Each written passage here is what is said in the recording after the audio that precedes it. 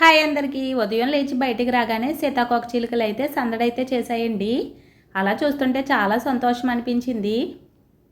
అలా కొంచెంసేపు కూర్చున్న తర్వాత అలా గేదెల దగ్గరికి అయితే వెళ్ళామండి. తోటలోకి వెళ్తే అక్కడ గేదెలు అయితే చాలా చిరాకైతే చేస్తున్నాయి కదా అని, వర్షాకాలం వస్తే ఇంకా చిరాకు చేస్తాయి కదా అని అక్కడ ఉన్న ప్లేస్ అంతా గొచ్చి అయితే చెందాం కదా అని అక్కడ ఉన్న ప్లేస్ అంతా నీట్గా తయారు చేయడానికైతే రెడీ అయ్యారండి.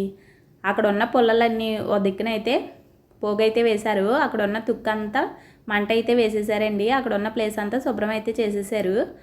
చూస్తున్నారు కదా. ఈలోపు గేదె దూడ నీళ్ళ కోసం లాక్కున్నాయి కదా అని మా మణికంఠ అయితే గేదెలకి దూడకే నీళ్లు పెట్టడానికి అయితే రెడీ అయ్యాడు.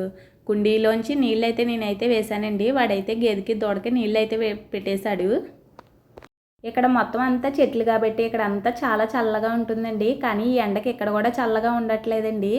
మార్నింగ్ టిఫిన్ అయితే అయిపోయిందండి. టిఫిన్ అయిపోయిన తర్వాత వంటగది ఇంక చూడలేము కదండి. మళ్ళీ నీట్గా శుభ్రం అయితే చేసుకోవాలి. వంటగది అయితే శుభ్రం చేసేసుకుని వంట చేద్దాం కదా అని రెడీ అయ్యాను. ఈలోపు గ్యాస్ చూస్తే గ్యాస్ అయితే అయిపోయిందండి. అయ్యి బాబోయ్, నా పని అయిపోయింది అనుకున్నాను. కానీ గ్యాస్ బండ్ ముందే బుక్ చేసి పెట్టుకున్నామండి. అదైతే మా మాయి తెచ్చి ఇచ్చేస్తే నేనైతే పెట్టేసుకున్నాను. ఎసరు పెట్టేసుకుని బియ్యం అయితే కడిగేసుకుని అయితే పక్కన అయితే పెట్టుకున్నానండి. తర్వాత అయితే కొబ్బరికాయలు ఒలమంటే కొబ్బరికాయలు ఉన్నాయి కదా అని 2 కొబ్బరికాయలు అయితే ఒలిసి ఇచ్చారండి. ఒలిసేసి నీళ్ళు అయితే కొట్టేసి అయితే ఇచ్చేసారు. ఆ నీళ్ళు అయితే చాలా తీగ ఉన్నాయి కదా అని మా రూప అయితే తాగేసిందండి. తాగేసి కొబ్బరి చెప్పులు అయితే అక్కడే వదిలేసింది. కోతులు వచ్చినాయంటే కొబ్బరి చెప్పులు దొరికితే పట్టుకెళ్ళిపోతాయి కదా అని నేను తెచ్చుకుని వంటగదిలో అయితే పెట్టుకున్నానండి. కొబ్బరికాయ దొండకాయ ఫ్రై చేద్దాం కదా అని దొండకాయలు అయితే నీటిలో అయితే వేసుకుని 2-3 సార్లు కడుక్కుని అయితే పక్కన అయితే పెట్టుకున్నానండి. ఈ లోపు అయితే ఎసరు అయితే కాగుతుంది కదా అని ఎసట్లో అయితే బియ్యం అయితే వేసేసాను. బియ్యం వేసేసి ఒకసారి కలిపేసుకుని వచ్చి కొబ్బరికాయలు కోరదాం కదా అని కొబ్బరికాయలు అయితే పట్టుకుని అయితే కూర్చున్నానండి. కొబ్బరికాయలు కోరుతున్నాను. కొబ్బరికాయ తినడం చాలా బాగుందండి. కానీ కోరడమే కొంచెం ఇబ్బంది అనిపించింది. కొబ్బరికాయలు అయితే ఏదోలా కష్టపడి అయితే కోరేసానండి. కోరేసిన తర్వాత చూస్తే అన్నం అయితే ఉడిపోయిందండి. అన్నం కూడా వాచేసుకున్నాను. అన్నం వాచేసుకుని తర్వాత అయితే దొండకాయలు అయితే కట్ చేస్తున్నానండి. కొబ్బరికాయ ఫ్రైలోకి దొండకాయలు అయితే పొడవుగా కట్ చేసుకుంటే బాగుంటాయి కదా అని పొడవుగా అయితే కట్ చేస్తున్నానండి. అలా పొడవుగా కట్ చేస్తా ఒక ముక్క అయితే నోట్లో అయితే పెట్టుకున్నానండి. మా రూప అయితే ఏంటమ్మా పచ్చి తినేస్తున్నావా అని అడుగుతుంది. దొండకాయలు పచ్చి తింటే చాలా టేస్ట్గా ఉంటాయండి. మీలో ఎవరైనా ట్రై చేశారా? నాకైతే కామెంట్ అయితే చేయండి.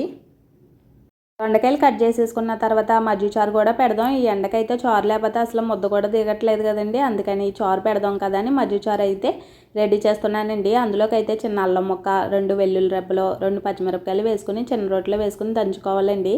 అదైతే మా రూప అయితే దంచుతుంది.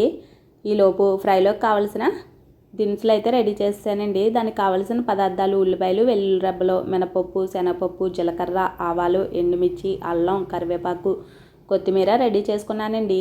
దొండకాయలు అయితే కోసేసుకుని కొబ్బరికాయ అయితే తురుముకుని అయితే రెడీ చేసుకున్నాను. స్టవ్ వెలిగించుకుని ఒక బాండీ పెట్టుకుని అందులో అయితే 2 టేబుల్ స్పూన్లు ఆయిల్ అయితే వేసుకోవాలండి.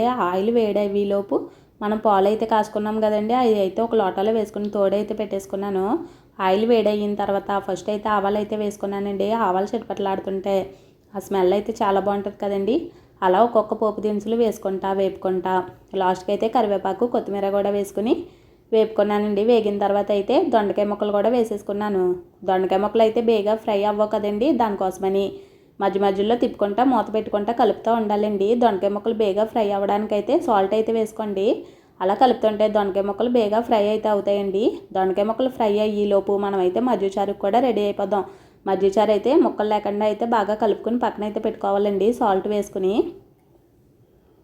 మజ్జిగ చారులోకి అయితే తాలింపు అయితే మనం అయితే ఉల్లిపాయలు, కరివేపాకు, కొత్తిమీర, జీలకర్ర, ఎండుమిర్చి, ఆవాలు, అల్లం, వెల్లుల్లి, పచ్చిమిర్చి పేస్ట్ అయితే రెడీ చేసుకున్నాం కదండి. అవన్నీ ఓ దిక్కున అయితే పెట్టుకోవాలండి. ఫస్ట్ అయితే బాండీ పెట్టుకుని అందులో కొంచెం ఆయిల్ వేసుకుని ఫస్ట్ అయితే ఆవాలు వేసుకుని ఒక్కొక్కటి వేసుకుని కలుపుతుంటే తాలింపు అయితే మనకైతే చాలా బాగా స్మెల్ వస్తుందండి. అలా తాలింపు వేగిన తర్వాత అందులో అయితే లాస్ట్లో అయితే పచ్చిమిర్చి పేస్ట్ అయితే వేసుకోవాలండి. ఓ పక్కన అయితే ఫ్రై కూడా వేగుతుంది కదండి, వేగనివ్వండి. తాలింపు అయితే రెడీ అయిపోయిందండి. తాలింపు రెడీ అయిన తర్వాత మజ్జిగ చారులు అయితే వేసేసుకోవాలండి. వేసుకుంటే ఆ స్మెల్కి అయితే చాలా బాగా అనిపిస్తుంది. మజ్జిగసారి సంగతి చూసాం కదండి, ఈసారి ఫ్రై సంగతి చూద్దాము. ఫ్రై అయితే వేగుతుంది కదండి. వేగిన తర్వాత ఓ చెంచా సాల్ట్ అయితే వేసుకున్నానండి. సాల్ట్ వేసుకున్న తర్వాత కొంచెం కారం కూడా వేసుకుని ఒకసారి అయితే కలుపుకున్నాను. కలుపుకున్న తర్వాత ముందే తురుము పెట్టుకున్న కొబ్బరికూర అయితే వేసి మళ్ళీ 2-3 సార్లు అయితే కలబెట్టుకున్నాను. కలబెట్టుకుని కొంచెంసేపు అయితే మూత అయితే పెడితే దొండకాయ కొబ్బరికాయ ఫ్రై అయితే రెడీ అయిపోయిందండి. అలా రెడీ అయిన తర్వాత వంటగది అయితే క్లీన్ అయితే చేసుకున్నానండి. వంట అయిన తర్వాత వంటగది క్లీన్గా లేకపోతే నాకు అస్సలు ఇష్టం ఉండదండి. అలా వంట అయిపోయిన తర్వాత పిల్లలకైతే భోజనం అయితే పెట్టేస్తున్నానండి. వాళ్ళైతే దొండకాయ ఫ్రై మజ్జిచారు చూసి పెట్టేమన్నారు. వాళ్ళకైతే పెట్టేశానండి. చాలా బాగుందంట. నా వీడియో నచ్చితే లైక్ చేయండి.